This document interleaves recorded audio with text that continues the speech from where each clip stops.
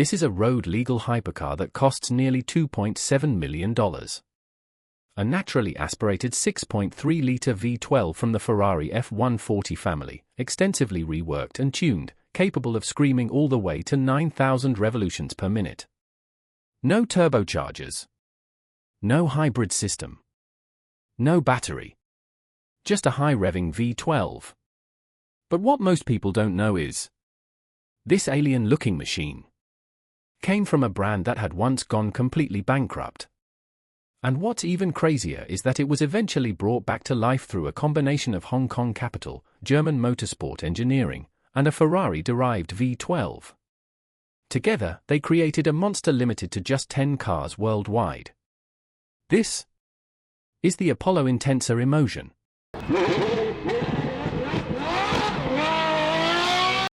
A brutally insane legend. To understand this car, we have to go back to 2004.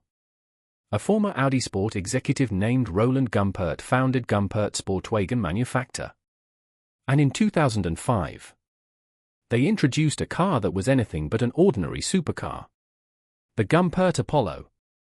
It didn't have Ferrari's elegance. It didn't have Lamborghini's drama. And it wasn't designed to please the average buyer. It looked like a machine that had escaped directly from a racetrack. And its performance was just as insane. The Gumpert Apollo recorded astonishing times around the Nürburgring Nordschleife, becoming one of the most extreme road cars of its era. It even recorded a 7-minute, 11.57-second lap. An absolutely shocking time at the time. But there was one problem. The car was insane. The business wasn't. Gumpert's cars were expensive. Production numbers were extremely low. And the company never managed to establish a stable business model. Eventually, in 2013, Gumpert filed for bankruptcy and entered liquidation. The company that once dreamed of building the world's most extreme road car seemed destined to disappear from automotive history. But the story wasn't over. A few years later, a new group of investors appeared. Ideal Team Venture, based in Hong Kong, acquired the Gumpert brand and began rebuilding the fallen supercar company. But they didn't simply want to bring the Gumpert Apollo back. They wanted to build something completely different. In 2016, the newly revived Apollo introduced the Apollo Arrow. It was a supercar powered by a 4.0-litre twin-turbo V8, with a claimed output of up to 1,000 horsepower. But just as Apollo was beginning to find its new direction, something important happened. Roland Gumpert left.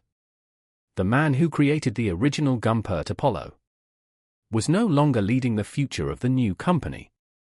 So when the Apollo IE eventually appeared, it wasn't simply the resurrection of the Gumpert Apollo.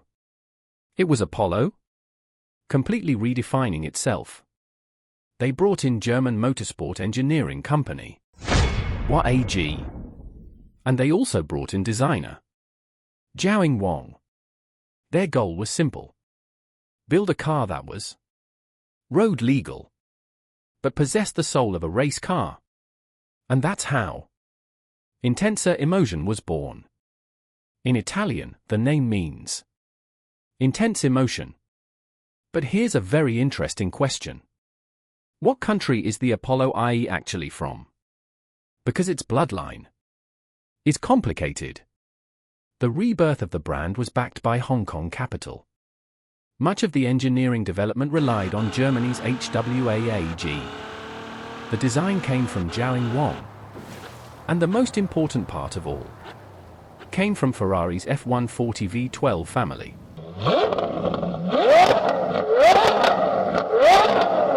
So you could call the Apollo IE a true international hybrid of the automotive world.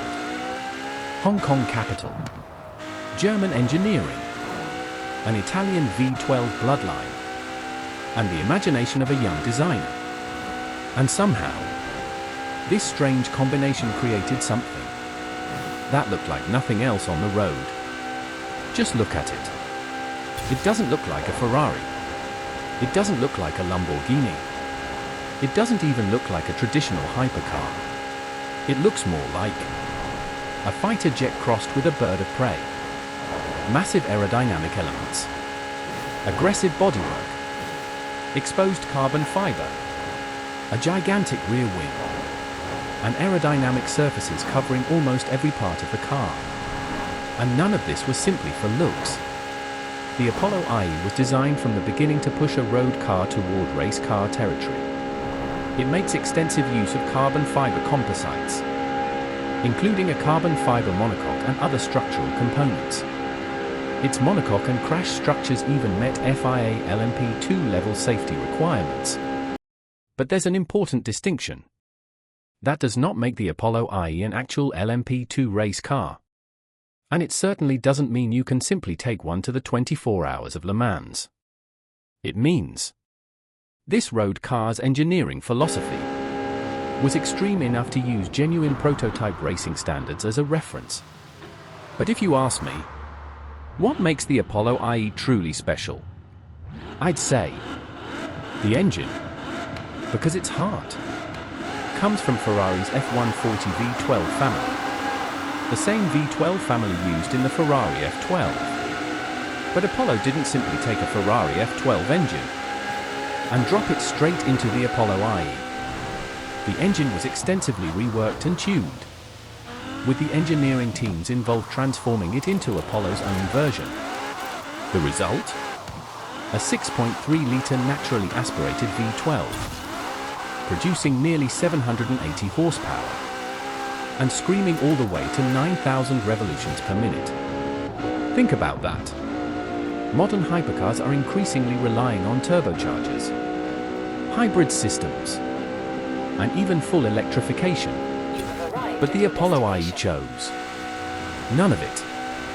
No turbo, no electric motors, no battery, just a high-revving naturally aspirated V12. And it's paired with a Hewland 6-speed sequential transmission, sending all that power to the rear wheels. This isn't a car designed for convenience. It's more like a race car that was forced to become road legal. But the truly terrifying part of the Apollo IE isn't just its 780 horsepower. It's the aerodynamics. At high speed, the car can generate roughly 1,350 kilograms of downforce.